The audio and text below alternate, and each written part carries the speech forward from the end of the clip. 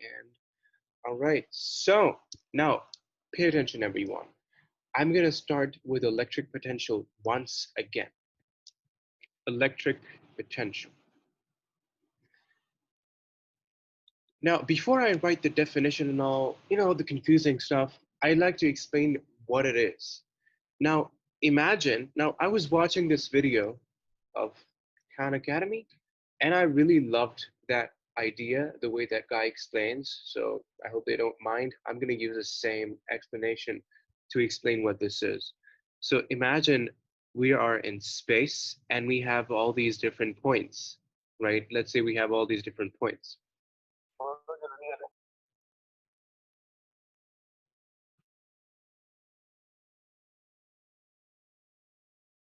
Hey, did anyone say something? I was not able to hear you. Anyway, we have all these different points, right? Now, if I ask you, Sabina, what do you think? We don't have any charges right now here. What do you think is going to be the potential at this point? What do you think? If you don't know, just say, I don't know. What do you think? Or anyone else, what do you think? What is going to be the potential at this point? You don't know, right? Well, let's recall the definition we studied that day.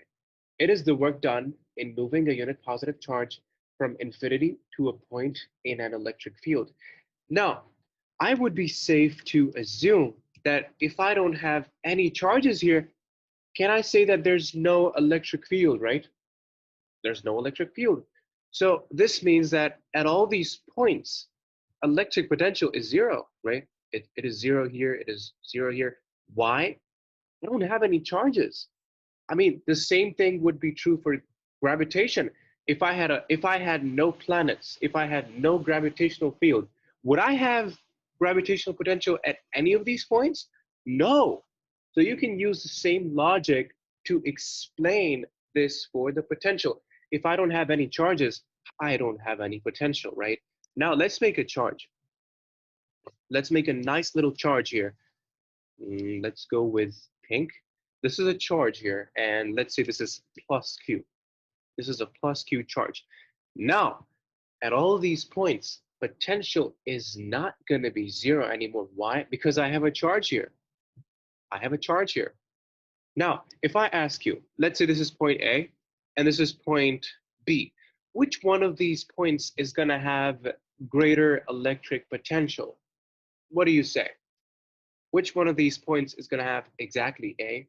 Why? Because it's closer to the charge. So obviously the potential at this point is going to be greater as well.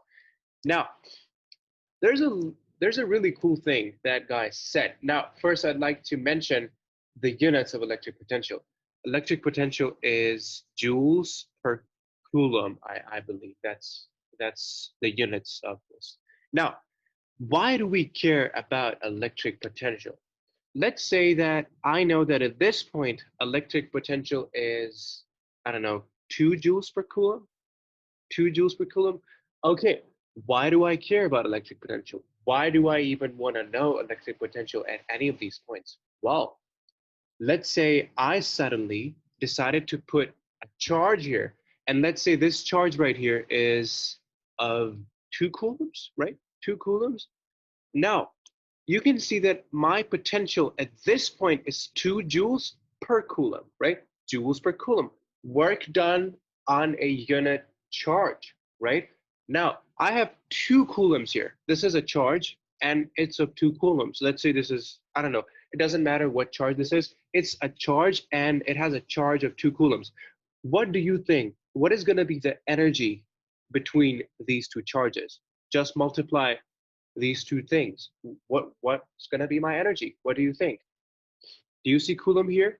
Do you see C minus 1 here? So if I multiply these two, they're going to cancel out. Come on, guys, basic math. Multiply these two. What do I get now? Exactly, 4. Now, what is this for? When I multiply these two things, I end up with 4 joules. Now, this concept might not be so relevant with A levels, but this is a really, really interesting thing. When we have 2 charges here, let me place this charge over here. All right, when I have two charges here, right? I have two charges here. There is gonna be some energy stored between these two charges. And that's exactly why I need potential. Now, check this out. It doesn't matter what charge I have. Let me remove this thing and explain you once again. So it doesn't matter what charge I have. This is point A and this is point B.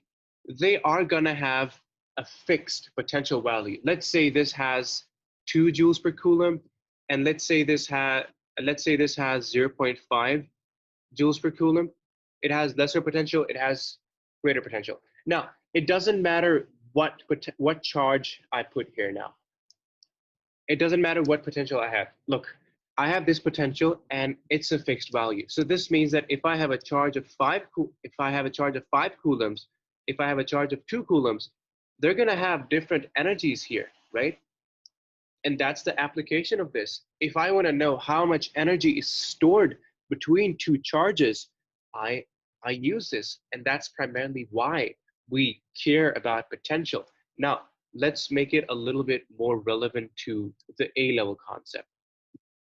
Let's derive a formula now. Okay, now, potential. The symbol for potential is V, right? It's V. And there's a constant K here. Now, there's going to be a charge Q here, and I have a question for you. Let's say this is my small charge here, plus Q. Now, I have a question for you. Which charge is this? Is this the bigger charge, or is this the smaller charge? Come on, guys, be amazing. Is this charge this one, or is this the bigger one? Is this the smaller charge, or is this the bigger charge? All right, I have two biggers. What about everyone else? Does anyone have the smaller one in their minds, or everyone is going to stick with bigger one? All right, that's the correct answer. Why?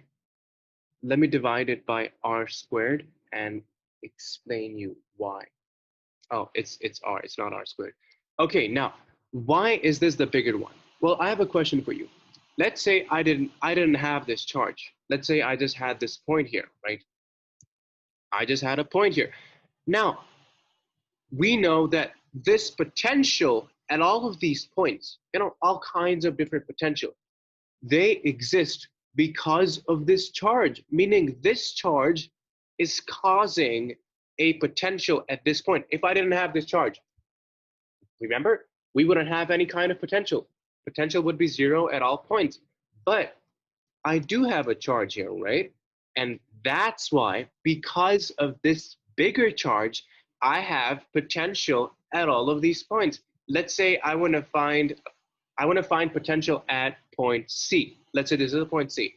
What I'm going to do is I'm going to look at this separation, this R, the difference, this R, and I'm just going to plug it in and I'm going to find the potential. K is 9 into 10 to the power 9, and this charge is whatever value we have here.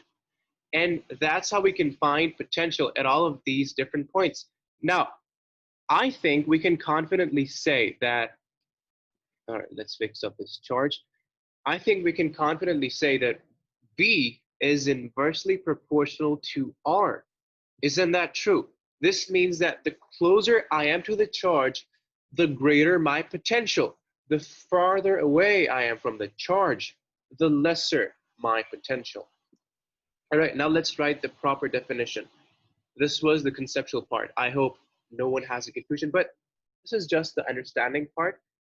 Now we're going to do the actual definitions. Okay, now let's write the definition. It is the work done. It is the work done. It is the work done in, I wrote the definition that day, so if you have written it, no need to write again.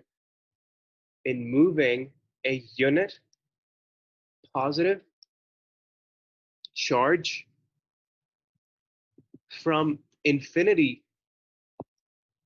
to a point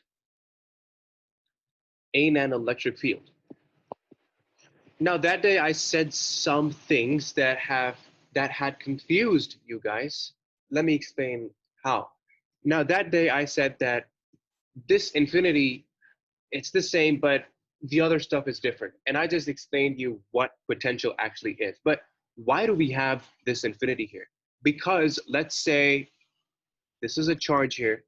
Now, you're not supposed to make this because we don't discuss this a lot in this chapter. Let's say this is infinity. Now, I'm just explaining you what the definition means. I know that potential is joules per coulomb, right? Potential is joules per coulomb, meaning work done per unit positive charge, right? Work done per unit positive charge. That's what potential is. But we are moving it from infinity to this point, and that's why we have this energy. Now, you're not supposed to apply this a lot, but you're supposed to understand this just for the sake of understanding the definition. I'm just trying to explain you where did this J come from. So it is the work done in moving a unit positive charge from infinity to this point, let's say, right? And if I didn't have this charge, I wouldn't have the potential here, and this thing would not matter. Why? Because it clearly says electric field. So the first condition is to have an electric field. If I don't have an electric field, I won't have any kind of potential. So I think you can remember this easier now. Work done per unit positive charge, work done in moving a unit positive charge. So just imagine V and the units of V as joules per coulomb, and keep that image in mind, the whole thing that I just explained, right?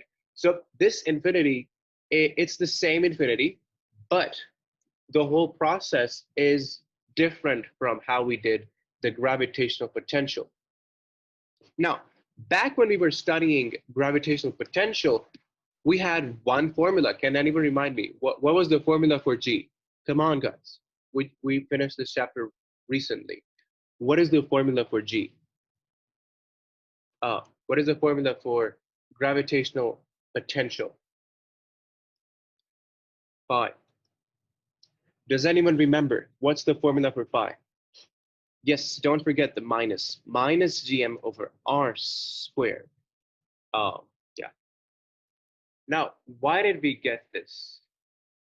Well, we got this because, so basically, this formula for gravitational potential, it's negative because the gravitational force is an attractive force. But in the case of electric potential, it's not the same. So that day I wrote two formulas. Let's say I have a positive charge. So let's say I have a positive charge here. And all right, I have a positive charge here. Now, my formula is going to be plus kq divided by r. And I had a negative charge here. It's going to be V is equal to minus kq divided by r. Now, let me explain you how did we get this minus and how did we get this plus. Now, this minus is just as, what it looks like. Because we have a positive charge, we get a plus here. Because we have a negative charge, we get a minus here. That's exactly what this minus and plus means. So, while do keep GP and EP in your minds, but don't confuse these two concepts because they are pretty different.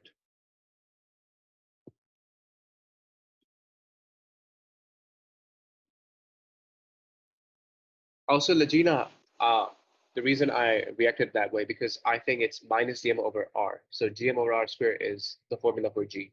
The formula for phi was a different one.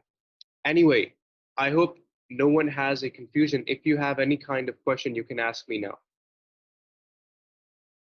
Now we're going to be discussing the graphs. All right, does anyone have a confusion so far? Are you guys with me?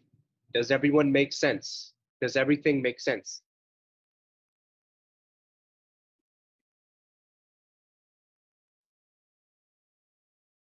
All right, I'm glad. That was a lot of stuff to absorb. Okay, Pakiza, I see. So my short solution for you is just keep this infinity. There's two ways to do this. From my experience, I have done a lot of questions. I have I've been doing this for a long time. And to be honest, in this chapter, electricity, this infinity, it's not really discussed as much as it is discussed in gravitation. So what I would say is just keep this infinity for the definition. And the actual electric potential is exactly what I explained to you before at the beginning with all those points with that charge. But I will try to explain one last time that thing that I made, the charge and the center and all of these different points. This was a comparison of the different potential based on different radii. So I have small radius, the greater my potential. I have greater radius, obviously I'm going to have lesser potential. So that was just for that sake. But let's say we're not talking about all of these different points, but we're just discussing, let's say this is an electric field. So let's say this is an electric field. All right, so now we're just discussing potential at one point. Now, how did we get this joules per coulomb? Now, pay attention, because this is going to be the last time I'm explaining this. Obviously, you can ask me again later, but in today's class. So the reason I explained this infinity thing was just to explain you where did this joule come from. All right, so yes, we have a charge here, a unit positive charge, let's say of 1 coulomb, and we're moving it from infinity. We're moving it from infinity. Okay, let's move this aside.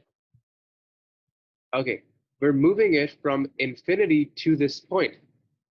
Okay, now I'm moving this from infinity to this point. And as I'm moving it from this point to this point, I am doing some work. Let's say this is a charge. Now pay attention. I think I might be able to explain this to you. This is a charge, a big charge, and there's going to be potential due to this charge at this point. This is point A. Let's say I found out that the potential at this point is 2 joules per coulomb. How did I get this? Well, check this out. I am moving this unit positive charge from infinity to this point A. As I'm moving it, I am doing some work, right? I'm doing some work. And that's why I get that joule. I get that J here. I get this J, right? And because I was doing this work on unit charge, on unit positive charge, that's how I got this per coulomb.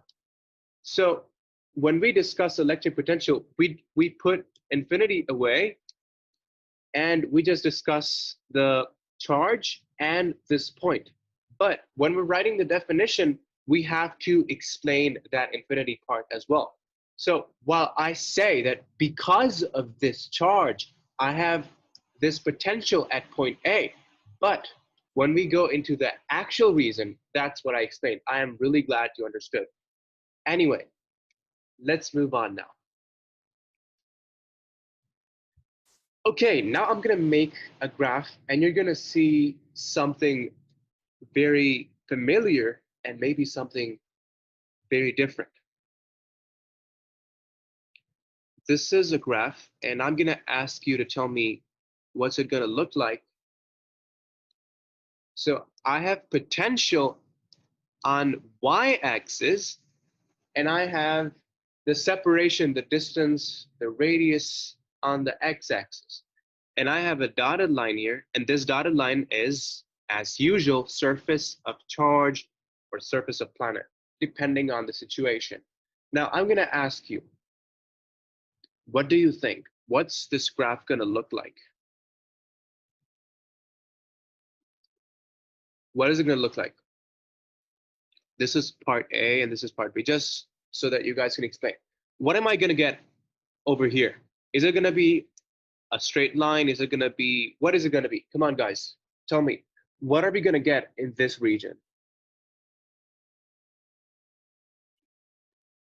What do you say? Is it gonna be 0? Is it gonna be straight line? And when you say it's gonna be a straight line, is it gonna be a horizontal straight line, or is it gonna be a, like this or this? Both of them are straight lines, right? And okay, so you're saying so. All right, so Sabina, this V inverse to R, that's outside the charge. Okay, now let me explain what this thing is about. First, let's do the easier part. I just literally said that V potential is exactly. Potential is inversely proportional to R, right? This means that I'm going to get something like this, right? So this is the surface of the charge and I'm moving away, right? Now, look at this. It's a straight line. How? Let me explain how. Now, pay attention because this is one of the confusing things about this chapter. How did we get a straight line here?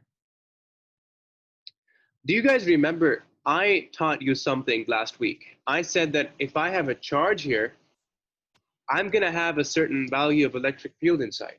Can anyone tell me what is my electric field inside the charge? Is it maximum? Is it minimum? Or what is it?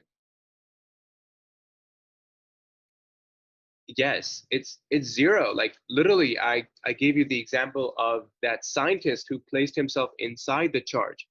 It is zero. Now, let me give you an example, and you're going to understand how. So let's say I have two plates here, and it's a plus 10 V and it's a 0. There's going to be a potential difference here, right? So there's going to be a potential difference of 10 volts, right? And I can say that I'm going to have an electric field acting in that direction. I'm going to have an electric field. Why? Because I have the potential difference, right? So I have the electric field because I have a potential difference. Now, let's reverse the situation. Let's say I have a 10 volt here. And now my potential difference is 0 volts. And I have a question for you guys. Am I going to have an electric field now? Do I have an electric field now? Come on, guys. Do I have an electric field now? My potential difference is 0. Both of these plates have 10 volts. Exactly. I won't have. So E is going to be 0, right? Because the potential difference is 0. Now, let's check this out. When I say that I have an electric field that's 0, can I say that I am technically saying that this potential and this potential, let's say point A, point S, and point D, these 2 points have the same potential, right? So D and S have the same potential. Same potential. And that's how electric field is 0. If I did have a potential difference, then I would say that I have an electric field. I hope this makes sense. Let me make this in a different way so it makes more sense. So I have a sphere here, and let's say I have a potential of 10 volts at the surface. 10 volts, 10 volts. Just a small question. What is going to be my potential inside? Okay, I have 2 points. What is going to be my potential at the center of this charge? Come on, guys. What's my potential here? Hey, what's my potential at this point? This is point A. Come on, guys. What's my potential at the middle? This is 10 volts. This is 10 volts as well. This is 10 volts. What is my potential inside the charge? I mean, I literally just said, hey, it's 10 volts as well. Come on, guys. It's gonna be 10 volts. Exactly. It's gonna be 10 volts.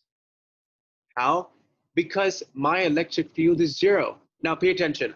I assume that some of you did not get this concept, so I'm going to repeat this. Look, I am saying that I don't have any kind of electric field inside, right? Meaning I have no electric field. And I just proved that to have 0 electric field, I should have a potential difference of 0 volts. Now, for that to happen, this point and the point on the surface, they should have the same potential. If they don't have the same potential, I am going to have a potential difference, and thus I'm going to have an electric field. But since I am saying that electric field is zero, this means that all of these points inside, even if this is the point, even if this is the point, even if this is the point, all of these points are going to have the same potential, and that's why we're getting this. We're getting the straight line. Okay, now, are you guys with me? Did all of this make sense? If anyone has a confusion, you can ask me right now. Come on, acknowledge. I need to know if you guys got this. Because if you don't clear this up now, I am sure you guys are gonna get confused in the topical questions. All right, I'm glad it made sense. And that's why we're getting a straight line. Okay, now there's a little thing. Okay, I have to leave this as the part of the notes. Okay, let's make some notes. E is zero, and this has a 10-volt potential. This has a 10-volt potential. So when I make these 10 volts, I'm saying that the whole surface is charged with 10 volts. So don't get confused. Yeah. So potential is same.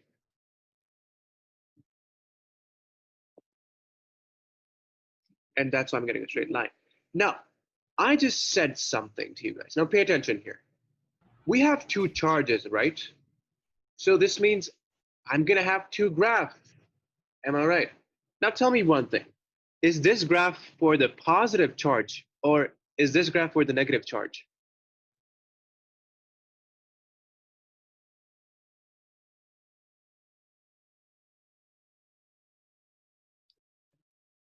Yes, it's for the positive charge. This means that if I'm going to make another graph below, that's going to be for the negative charge.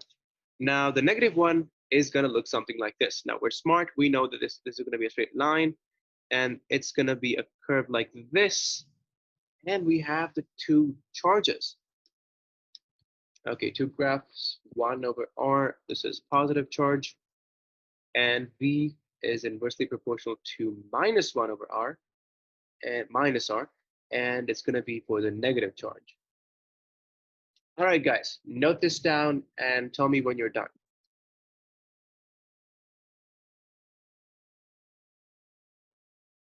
If anyone has a question, you can ask me.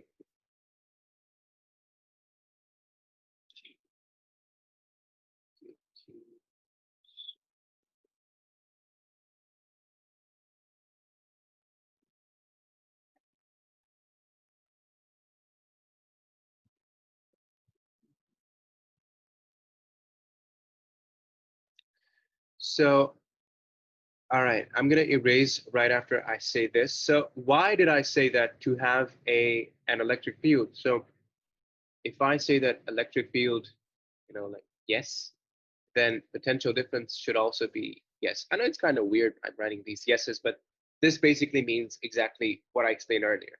You don't need to note this down. Why is it that to have an electric field, I must have a potential difference? You guys probably remember this formula from AS, right? V divided by D. Now, obviously, this V is my potential, right? And to have an electric field, I must have a potential difference, potential, right? And this is why to have this, I must have this because this is the formula. So I'm going to leave this formula right besides this thing. So E is equal to VD. By the way, a really cool thing I actually just observed. Check this out. V is KQ divided by R, and E is KQ divided by R squared. Right. Now, can I say that E is KQ divided by R divided by R? Wouldn't that be the same thing? Now, look at this. Doesn't this remind you of something over here? And yes, and that's how I get this formula. That's exactly how I get this formula. Check this out. So just a little cool thingy to understand how we got these formulas.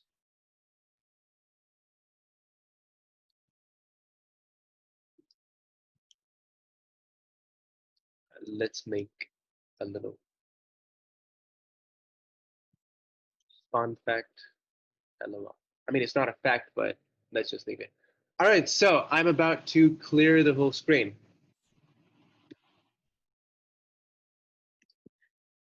All right, and we have cleared it. Now, I have a question for you guys. Listen carefully. Prove quantitatively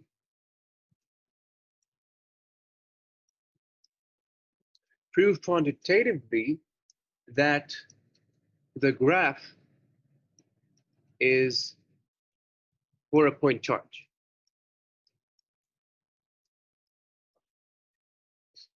When I say the graph, I mean this.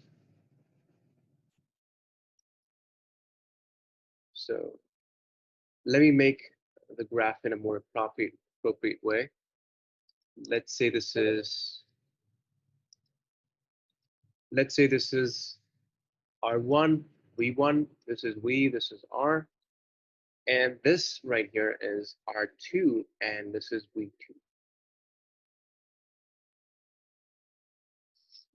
I'm just gonna give you guys like 1 minute or 2 minutes to think about it, and I'm gonna get back to you in 1.5 minutes.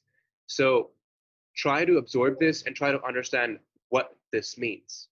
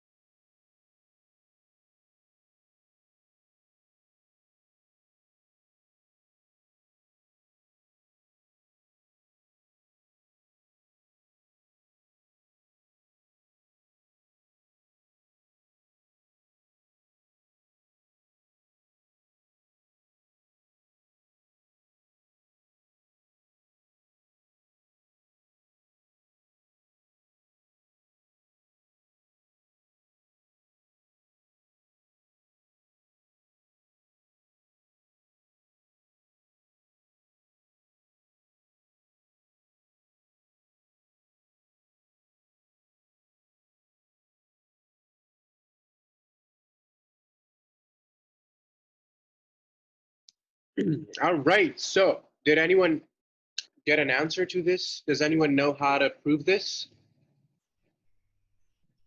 Okay, guys, I gave it like 2 minutes. Has anyone reached any kind of conclusion? Please acknowledge, let me know. If you were not able to, just tell me I was not able to, so I would know what you guys are actually thinking. And it's like really important. So please tell me, does anyone have an answer in their minds? How can we prove this?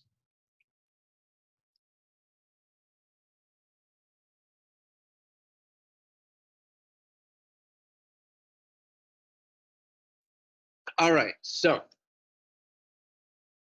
now you guys are fresh in terms of the question, so I would like to explain it from this point. I think I have mentioned it before. When we were talking about gravitation, we were talking about point masses, we were talking about, yeah, point masses. So in electricity or in electric fields, we talk about point charges. So we have this formula right here, V inversely proportional to 1 over R. Where did we get this from? We got this from this. Now, I know I made a spherical charge when teaching you this, but the truth is that with all of these assumptions, this sphere also appears to act like a point charge. In other words, when we're studying this chapter, all of these formulas that I have taught you, these are for point charges.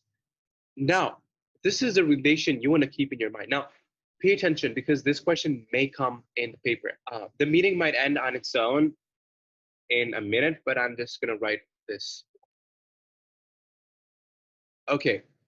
And now this is the last thing I'm telling you in this meeting. Keep this in mind. We are is equal to a constant. This means that no matter at what point on the graph I am, if I multiply the potential with R, I'm going to have a constant answer. See you all in the next meeting. I'm sending the link right now. Charges. Okay, so I said that we R is equal to constant. This means that no matter at what point in the graph I am, this is my graph. Let's make it in a better way, in a more legible way. This is my graph, and here I go. Okay. This means that if I'm at point A, I mean, it's pretty obvious that we have the same potential at these points. So, okay, I just made. There's a pretty interesting thing I want you guys to pay attention to.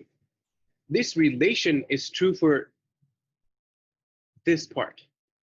It's not true for here. So these points, they have the same potential, but they have the different radius. This means that let's say this was, let's say this is 2, and this is 1, and this is 2. So 2 into 1 would be 2, but 2 into 2 is 4. And that's how basically we are not supposed to apply this formula in the first part. I mean, you guys know that already, but just a little proof. Now, the actual question. I have different points here. Point A, point B, and I mentioned something here, R1, V1, R2, V2.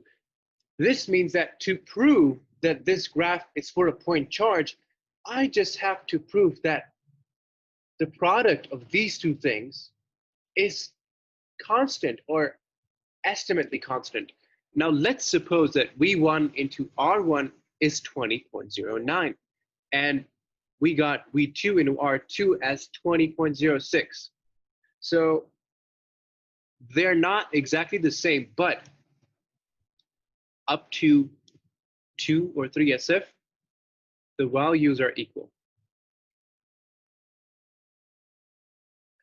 This means that if I multiply this R with this V, it's estimately going to be the same as the point B, right? I hope this makes sense. So if this comes in the paper, you just have to prove this point. You just have to prove this. Just take 2 random points in the graph, point A, point B. You have the readings here, take V from here, R from here, and just multiply them and see if they're the same. And that's how you can prove quantitatively that the graph is for a point charge. I hope this makes sense. Are you guys with me?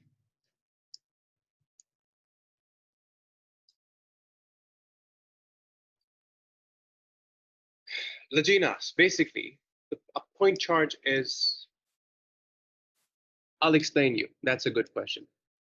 Okay, so I'm about to clear this. Now, there's an easier way to understand this, but the actual definition I'm going to tell you. Look at this. I have a point here, and this is Earth. This is just something my teacher also used to explain this. Now, I am standing here, and I'm looking at the sky. You know, at night when you look in the sky. Did you ever notice that a star was a sphere all of a sudden? No, I mean, I have lived for like 18 years and I have never seen a star that looks like this. Yes, this can be moon, but all of the stars are dots. Why are they dots? Why are they dots? Can anyone answer this? Why is it that when we look at the stars, all of these stars are dots? Why aren't the stars spheres like moon? I mean, sun is a sphere. So why in the world can we not see spheres over here? Can anyone answer that question? Exactly. And they're far, far away, like millions. I don't know. The number might be so big, I might not even be able to speak it. But these stars are so far away that they appear as points.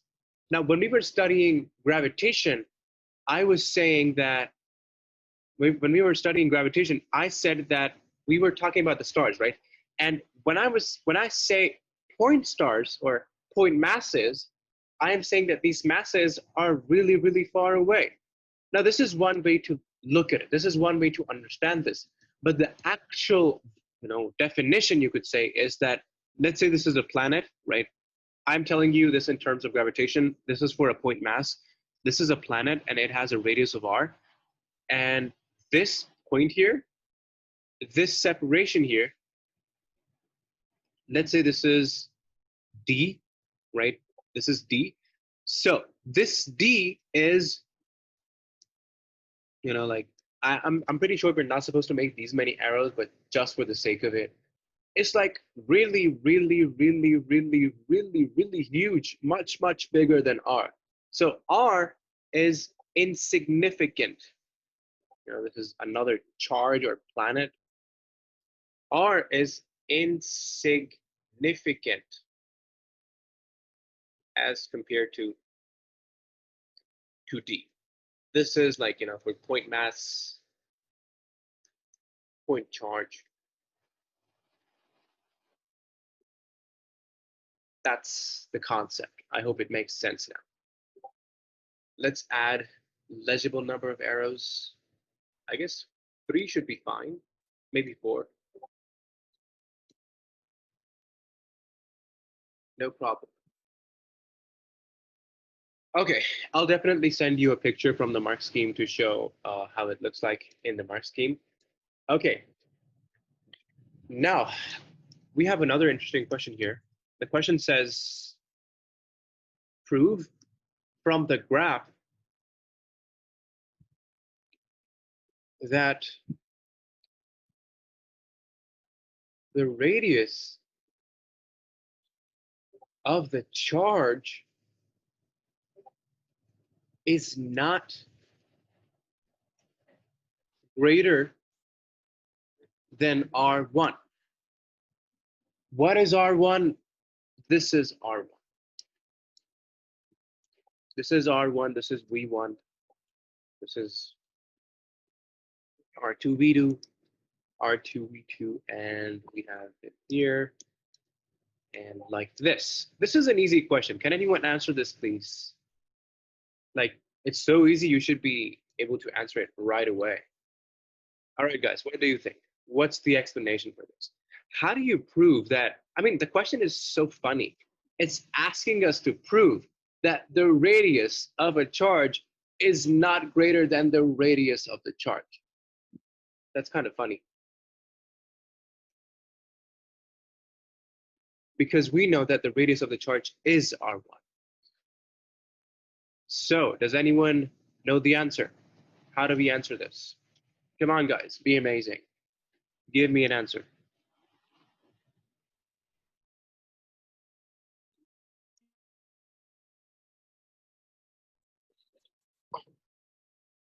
Hey, guys, does anyone know the answer? Come on.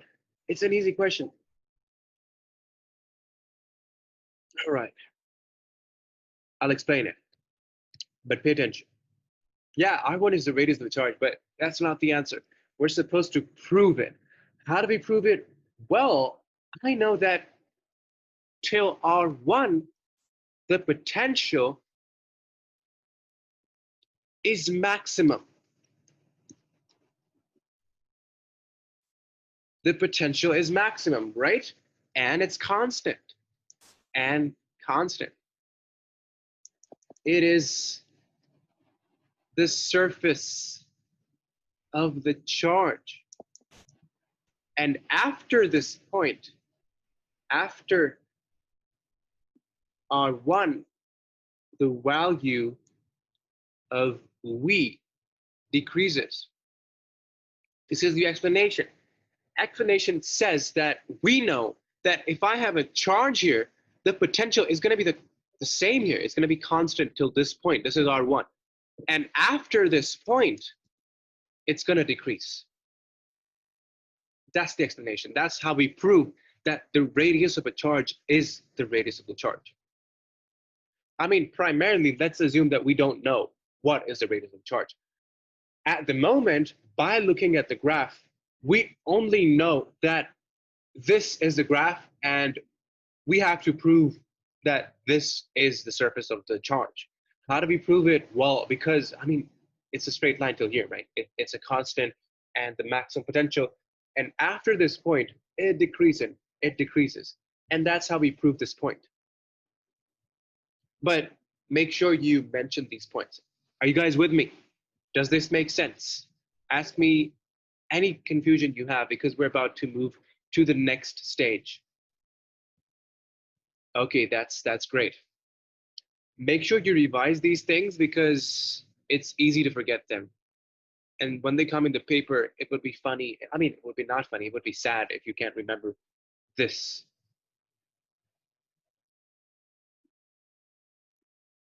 Okay, let's make the graph. All right, the graph looks like this.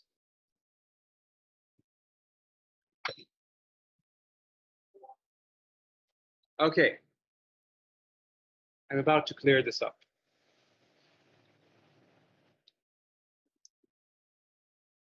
Okay, I hope everyone noted that down.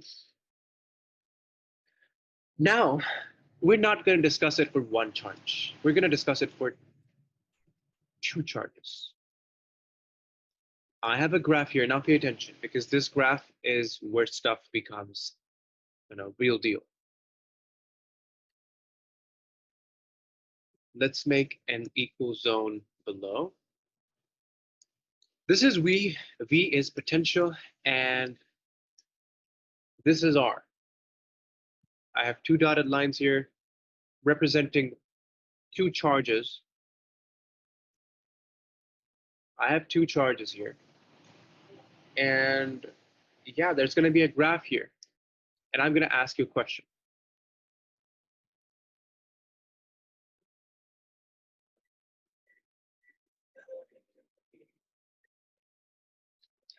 What I just made is a graph for two charges. Let's say this is charge 1 and this is charge 2. And we are basically discussing the change in the potential as we move from here to here. Okay, my question to you is, are these two charges the same or are they different? Meaning, is this a plus and a plus, or is this a plus and a minus, or a minus and a plus?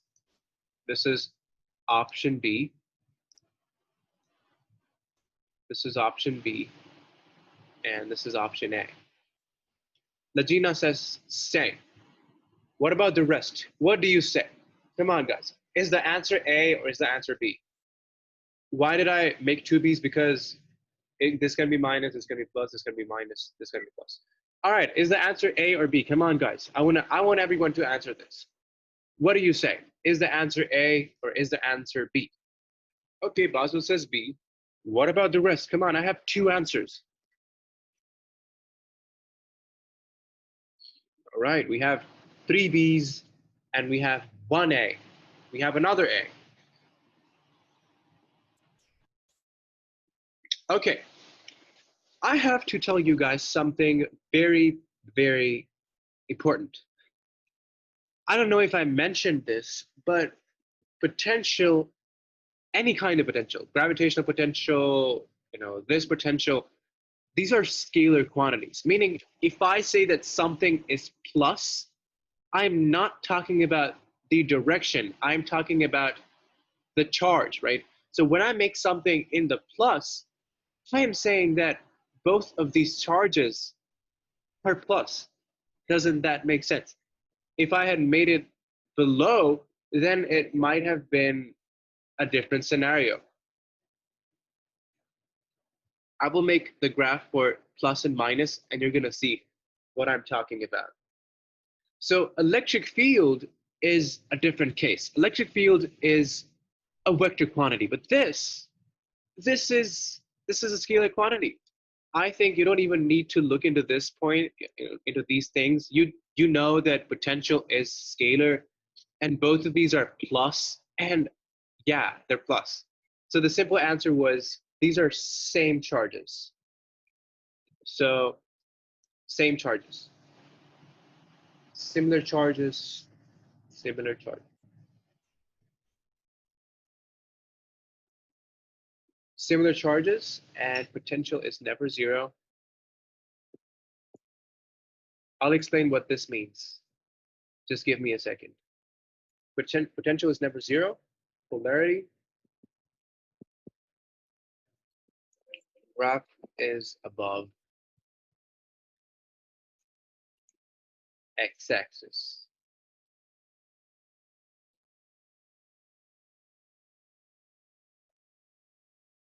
Okay, when I say that the charges are the same, I'm technically saying that the potentials add up, right? So if I have a charge here and I have a charge here, and let's say both of them are plus, this means that let's say that this potential acts at till this point, right? This is the minimum zone. Now, when we were doing electric fields, when we were doing forces, we had different directions, right? So they used to cancel out. Let's say this is a negative charge. Let's say this is a negative charge. This means that if this is a negative charge and this is a positive charge, this is going to have a positive potential and it's going to have a negative potential, right? Now pay attention here. It's going to have a negative potential. This means that they are going to subtract, right?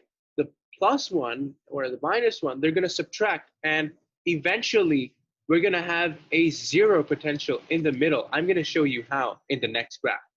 But when we have the same charges, let's say this is the weakest part. The charges are going to add up. They're the same, right? And that's why I am never going to get a zero here. Why? The charges are the same and they're not going to cancel each other out. That's exactly why I'm never going to get a zero. So whenever you have a question and they ask you, are the charges the same or are they different? You are just going to say, you're just going to look for 2 points. The first one, is this touching the zero? Yes or no? It's not touching here, so that's why it's a similar charge. And the polarity, the graph is above the x-axis.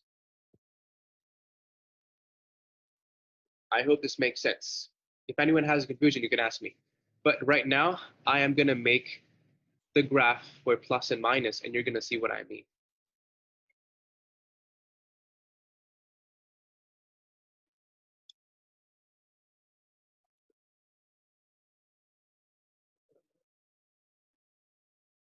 Okay, now I'm going to have a negative potential and a positive potential. I'm going to have a plus and a minus. In this scenario, I'm going to end up with this graph. This is going to be V, and this is going to be, R. The surface of the charges, and finally this. Okay, a straight line here and a straight line here. Finally, let's make the graph. The graph is going to look something like this. See, it's touching that zero. Why is it touching the zero? Because the charges are opposite. And we're going to make something like this.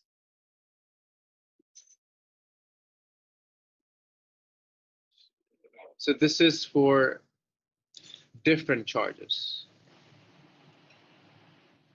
Now, you might also get the similar thing for a minus and a minus. So generally, we say this is for similar charges. So this is for different charges. Why different charges? Potential is zero at a point. This is that point. And charges are opposite. Basically, the charges are opposite.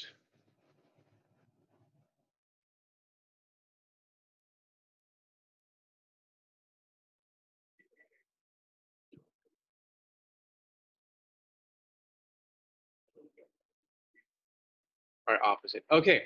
Does anyone have a confusion till this point? Are you guys with me? Does all of this make sense?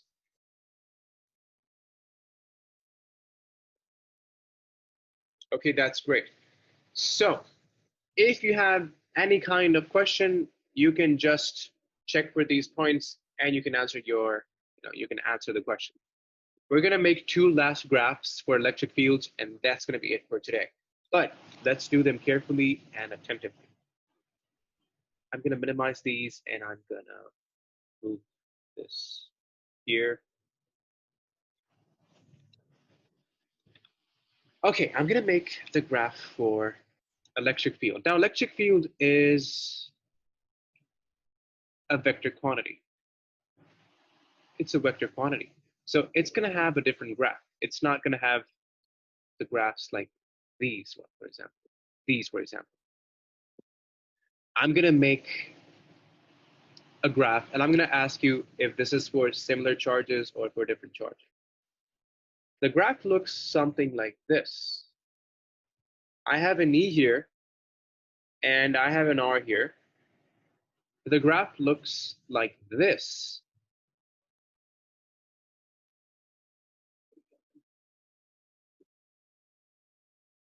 My question to you is this graph for same charges or is this graph for different charges?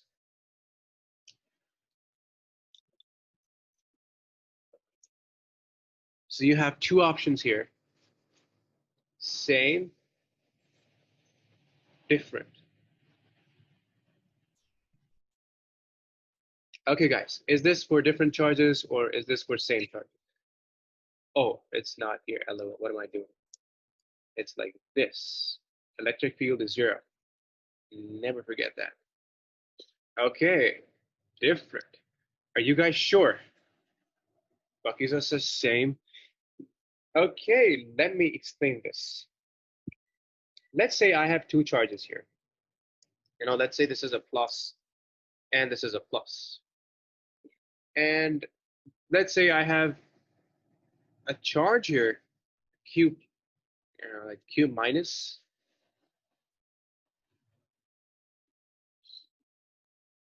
Now I know that this plus is gonna have,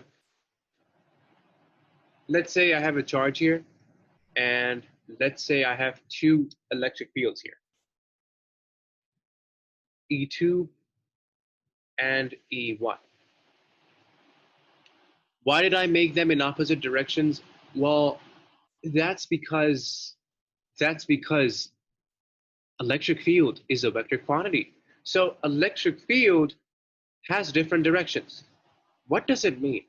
I mean, so far, whenever we studied forces, when we studied gravitational fields, when we studied G, and whenever we had two arrows in different directions, this means that we're going to have a 0 here, right?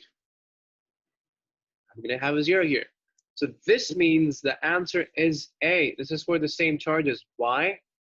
Because the directions are opposite. Let's remove this and let's say, what is the direction of force? Let's say it's like this, let's say like this. They have opposite directions, right there. They have opposite directions. And that's exactly why this is for the same charges. So this graph is for the same charges.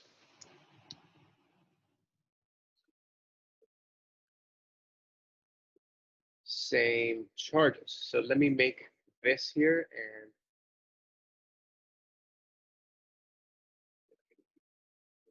so at this point, E1 is equal to E2.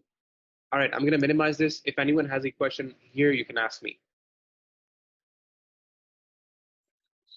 Now, this concept can be a bit confusing, so after the class today, do revise the graphs because these are crucial in this chapter. Okay, let's make the last graph. An arrow up and an arrow towards the right. Now I'm gonna make a graph like this, a smiley face. All right, Is this graph for the same charges or for different charges?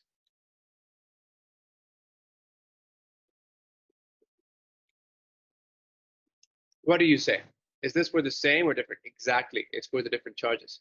Why? Because let's say this is plus, this is minus, and in this situation, let's say this is a charge here, this would look like this, right?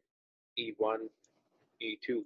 They would add up, like literally the same thing that's happening for the potentials. It's never zero. So never zero. This is for different. Oh, this is for the same charges, and this is for the different charges. Yeah, this is for different charges. All right, everyone. That's it for today. I hope all of this made sense. It was a lot of stuff to absorb, but make sure you guys revise this. And yeah, see you all tomorrow. If anyone has a question, you can ask me now. Have a nice day. And yeah, we're gonna finish electricity, electric fields this week, inshallah. Like I guess in 1 or 2 lectures. And then we're gonna do the questions to strengthen the concepts. Anyway, see you all tomorrow. Have a nice day.